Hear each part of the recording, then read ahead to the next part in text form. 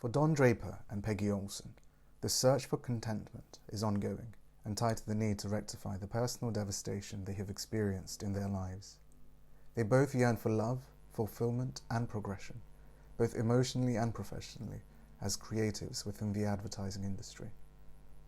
We are surrounded by countless colleagues, family, and friends who've experienced hurdles after emotionally over-investing into a chosen career path. The hurdles manifest themselves in different forms.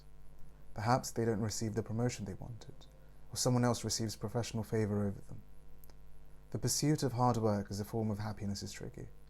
It can be annoying if senior pros suggest that you need to accept your current professional inertia as it is, because later on, apparently, a few years down the line, you'll surely receive validation anyway, through maybe some sort of higher salary or a position.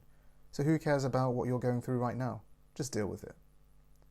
And so the question arises for Don and Peggy. Will you actually find fulfillment later if you don't find contentment within yourself right now? As the two focal points of Mad Men, Peggy and Don experience personal and professional despair. Peggy is able to strive for success, and the career checkpoints she sails through are impressive. But that measured success is not enough for Peggy to feel fulfillment, especially when her role is still shaped by Don's vision of what Peggy should be doing in the workplace. She needs something for herself, through merit, beyond functioning as a mirror in which Don sees his own professional reflection.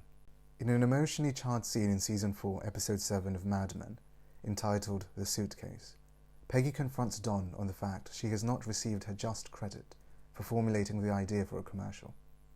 Don, instead, responds with the corporate reality of Mad Men, and states that Peggy is doing her job for which he receives money, and that should be sufficient for Peggy. Don suggests that Peggy should instead feel gratitude towards him. This speaks to the desire for fulfillment that younger professionals like Peggy are seeking in their careers. And for Peggy, gratitude in itself is not a reason to stop seeking for success or further accomplishment. The exchange between them in this episode is emotionally charged, and the actors have later acknowledged that this has been their favourite episode to have worked in as well during the course of the series. After Peggy enters Don's office, they question each other's role and what each brings to the corporate table. When Peggy questions Don, Don responds, "Everything that comes in here belongs to the agency." Peggy fires back, "You mean you?" Don instead devalues the importance of the individual creative and undercuts Peggy's holistic worth when it comes to receiving credit. Don says, "It's your job. I give you money, you give me ideas."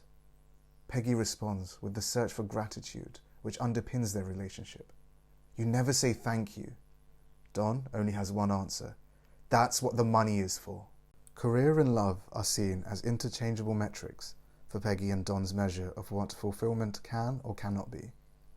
Their role as creatives in the advertising industry nourishes their cynicism of social perceptions of love, family, and happiness. Whether it is lipstick, airplanes, or baked beans, Don and Peggy tap into their personal traumas to create campaigns that are artistic and have meaning. For Peggy and Don, emotions are valid tools to use and recycle in their craft. Their sense of love is at the mercy of their past trauma, and the attached notions of love to physical products, which are sold as ads to the general public.